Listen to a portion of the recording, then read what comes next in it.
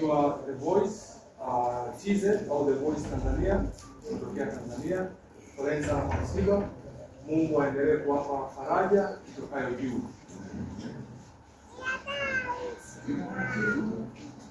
Katika dunia hii sisi sote tu wageni na wasafiri kwenda mbinguni kwa Baba.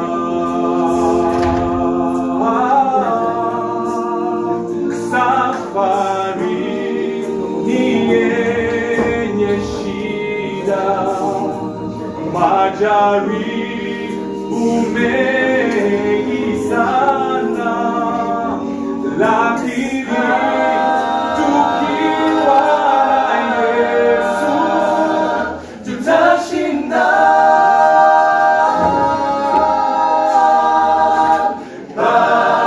Baada ya taabu zote tulizozipata hapa, tutapumzika milele kwa Baba.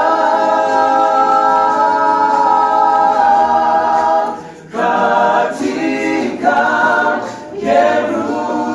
Yerusalemu iliyopambwa vizuri, ndugu jitahidi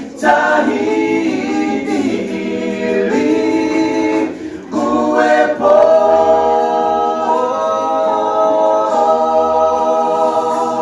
Kwa nguvu zangu mwenyewe siwezi fanya lolote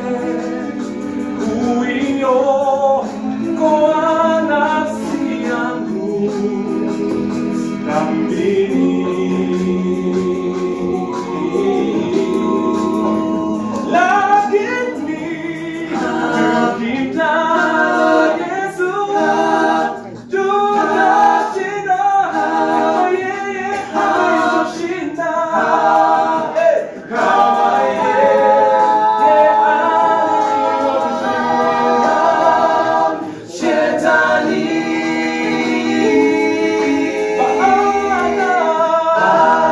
baada ya taabu zote tulizozipata hapa, tutapumzika milele kwa Baba.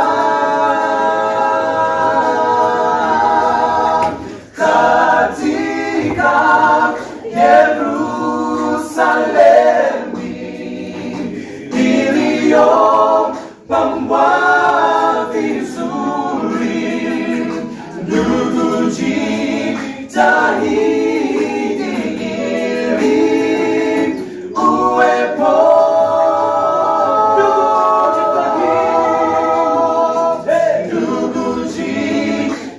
jitahidi ili uwepo.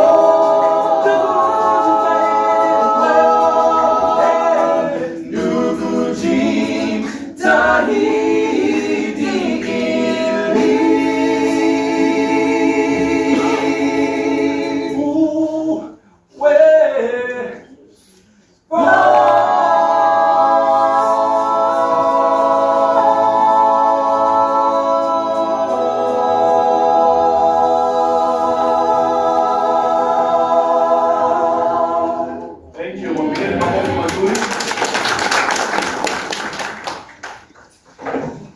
Naomba tuwapigie makofi mazuri.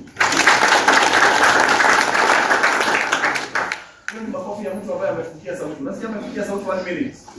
Ambia mtu sauti yako haijafungiwa. Ongelesha mtu, mwambie sauti yako haijafungiwa. Mwambie sauti yako haijafungiwa. Mungu amekutenda wema. Haya, tuwapigie makofi mazuri sana.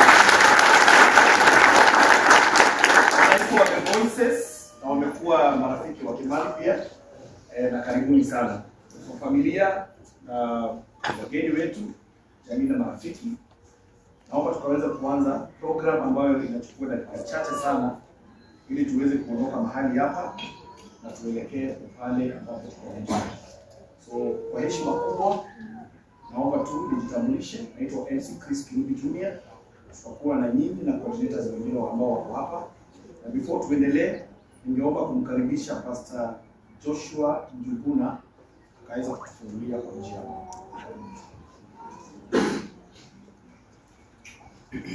Wasalimu wote katika jina la Yesu. Bwana asifiwe. Amen. Wakati wa huzuni na wakati wa furaha, Yesu ni Bwana. Amen. Jina lako litukuzwe Bwana kwa kuwa pamoja nasi siku ya leo. Tuko hapa kama wazazi, tuko hapa kama marafiki, tuko hapa kama watu wa ukoo, lakini sote tukiwa na huzuni kwa sababu ya kuondokewa na mtoto wetu, mjukuu wetu, rafiki yetu ambaye pia wengine walifanya kazi pamoja. Yesu, tunakuuliza utupatie faraja ya pekee.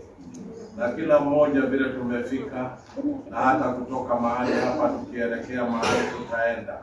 Baba, jina lako litukuzwe na siku ya leo jitukuze katika mipangilio yote. Naomba katika jina la Yesu aliye mkombozi wetu. Amen. Atakaye tuzungumzia kwa wakati huu kwa muda mfupi ndipo tuweze kutoka sehemu hii na kwenda nyumbani kwao Kim, ni Pastor Willy Ngugi kutoka Nairobi. Pastor Willy Ngugi tunafanya kazi pamoja, ni mwalimu wa Bible School mahali tunafundisha pamoja, na kwa leo ndiye atakayetoa neno fupi kwetu. Pastor Willy, karibu. Asante sana Pastor Joshua Njuguna kwa hayo makaribisho. The Lord is good all the time. And all the time. God is good. Thank you. Mungu wetu anakuwa mwema wakati wote. Hakuna wakati anatuacha. Ndio ningetaka tuangalie fungu liko katika Yeremia 31 mstari wa 3 ambalo linasema ya kwamba Mungu akanitokea kwangu akasema, nakupenda na upendo wa milele. Nakupenda na upendo wa milele. Ndio nakuvuta na fadhili zangu. Mungu upendo anaotupenda nao ni upendo ambao hauwezi kuisha. Wakati mambo iko sawa, yeye anakuwa nasi. Wakati mambo yamekuwa mabaya, yeye anaendelea kuwa nasi hata kwa njia ya pekee. Nataka kuwakumbusha kisa kimoja kilifanyika kwa mtu mmoja ambaye alikuwa ameamini Yesu kabisa. Na huyu siku moja akaingia kwenye josi. Na katika josi akaona akitembea kwenye barabara. Na katika kutembea katika hiyo barabara, kile aliona wakati barabara iko smooth and nice, akaona 2 pairs of footsteps. Akaona nyayo ngapi? Mbili. Unajua Kiswahili eh? 2 pairs of footsteps ni nyayo ngapi? 2 pairs. When there are 2 pairs, hizo watu wangapi? Wawili. Lakini barabara ilipokuwa imekuwa rough, imekuwa na bumps, imekuwa na thorns, sasa akaona 1 pair.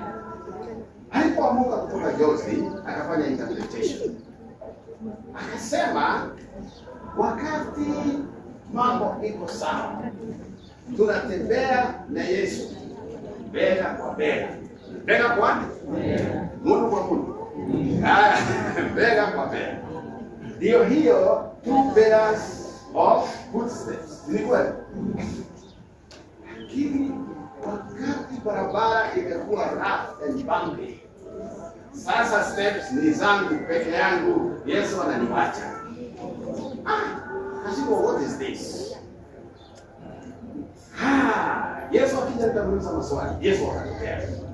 Akamwambia hivi. Yesu akamwambia, sikiza. You are wrong, you are right and wrong. You are right and wrong in your interpretation of the vision. Akamwambia, ni kweli, wakati barabara iko sawa, nyayo ni pair mbili, footsteps ni mimi na wewe, tunatembea bega kwa bega. Lakini wakati barabara inakuwa rafu, ikiwa na miba, hapo umetafsiri vibaya, unatembea peke yako. Hapana. Njia ikiwa rafu na kubeba na kuweka kwa mabega na kubeba sasa. Haleluya. Yes. Na hivi kwa maana ya Yeremia 31:3. Mungu anakupenda na upendo ambao hakuna kitu kinaweza kuja achane na wewe. Wakati mambo imekuwa magumu kama sasa, amebeba mke wa ndugu yetu ambaye amelala, wazazi, watoto na wale wa karibu sana, amewabeba kwenye mabega. Yes. Ndio naona mambo magumu. Wanaweza lia kwa sababu damu zikiwachana watu wanalia, lakini wako na nguvu. Hakuna hata mmoja atakuwa na ile hofu mbaya ambaye inaharibu mwili.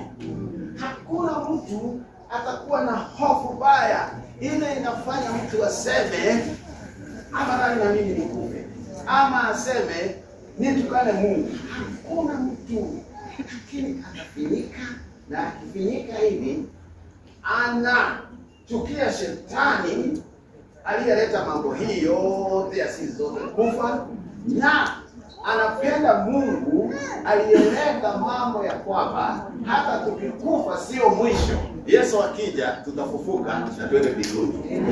Kwa hivyo familia, Mungu ako nani, na moja ya kuonyesha hivyo ni kwamba tuko hapa. Tuko hapa sote. Sisi mkituona hapa, Mungu hapa pamoja na nani? Alikuwa nani?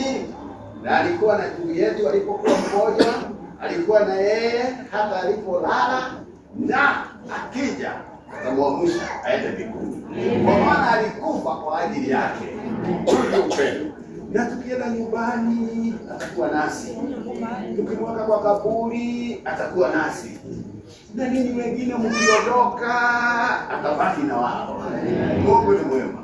Hebu aendelee kuwa nani, na aendelee kuwapatia nguvu, na aendelee kufanya mstahili yote, na mwisho wa mambo yote msahau hii maneno na muendelee mbele. Mrudi katika no. Na hiyo iko katika 1 Corinthians 10:13. Hiyo tutasomea nyumbani. 1 Corinthians 10:13. Tutasomea wapi? Lakini nyumbani mbinguni, nyumbani hapa. Tusomea wapi? Hapa. Mungu awabariki. Tunataka kuombea familia. Mungu awe nao na hiyo mpaka mwisho wa mambo yote tunafanya. Hebu tuombe.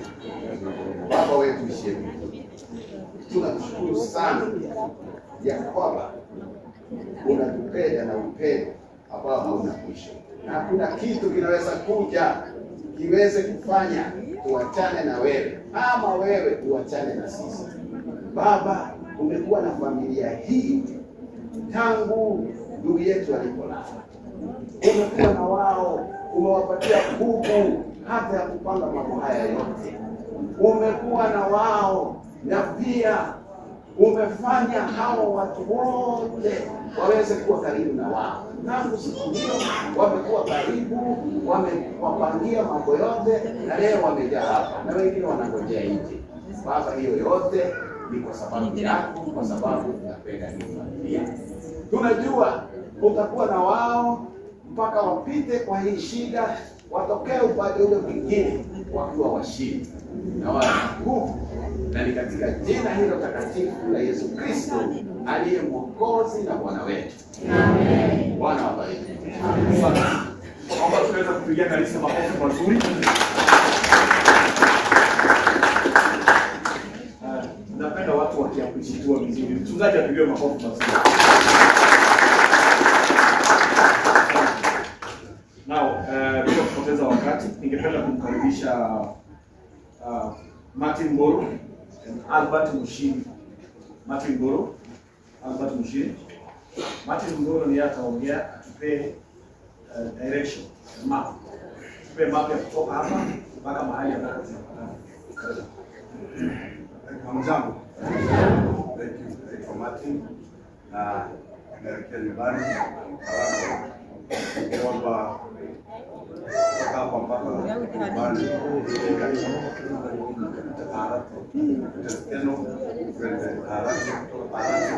tuingie Maragwa ndani. Sasa ingie Maragwa tutakozeana kidogo. Juu ya muda masaa imeenda sana. Nikiomba kama uko na gari usiende peke yako. Ama na gari. Tusaidiane juu ya brother Kimani. Usiende peke yako. Kwa mpango kutoka pale. Kukosa gari kabisa kwa nje. Ili tusaidiane kufika mpaka nyumbani. Fika huko itakuwa furaha yetu sana. Sasa hapa tena tuandamane na mwili mzuri polepole ili usipotee sana. Usiende na leo wacha ile siku ya my brother Kimani. Thank you. Asante, pigeni makofi tena. So Martin Ngoro and Albert Mushiri watatusaidia. Yes, and this gentleman wao watatusaidia ku make sure ya kwamba kila mtu ambaye amekuwa hapa hajaachwa. So they are the last one standing kutoka hapa tukielekea. Now tunataka kufanye body view kutoka, and this is the procedure. I have the rescue teams on board, kama wawili hivi, 2 teams. We will appreciate them at the specific time. Tutaanza hapa na wale ambao wako nyuma, lakini tutakuwa na mfuatilio wafa. Waya, naomba tusonge nyuma hapa mahali mwili iko. Waya. Nini waya? Waya. No, nimesema kwaya, si Biblia. So wote mtaratara. Unaenda wapi na simu? Unaimba na simu? Nataka waimbaji. Kwaya peke yake. Kwaya peke yake. Kwaya mko na hizo mama, kuna wengine wanadadia. Kwaya hawajavaa kitenge tafadhali. Kuna wao pia tutakutoa. So kwaya kazi yenu mtakaa wengine hapo nje, mtatupa nyimbo wakati tutaanza. Tafadhali kwaya mtakaa nyuma, mtaview haraka nyingi, alafu mjipange hapo vizuri. Na muweke nafasi ambayo watu watapitia. Jambo la pili, I am discouraging phones close to the casket.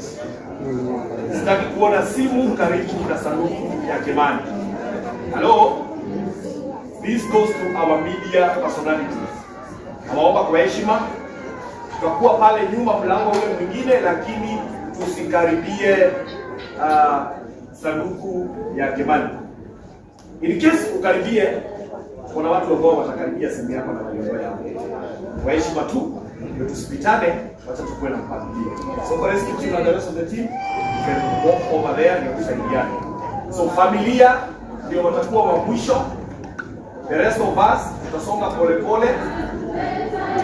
Wengine wote tutasonga polepole, alafu familia itakuwa ya mwisho. Tukimaliza, the 2 gentlemen will take over and control everything. Thank you.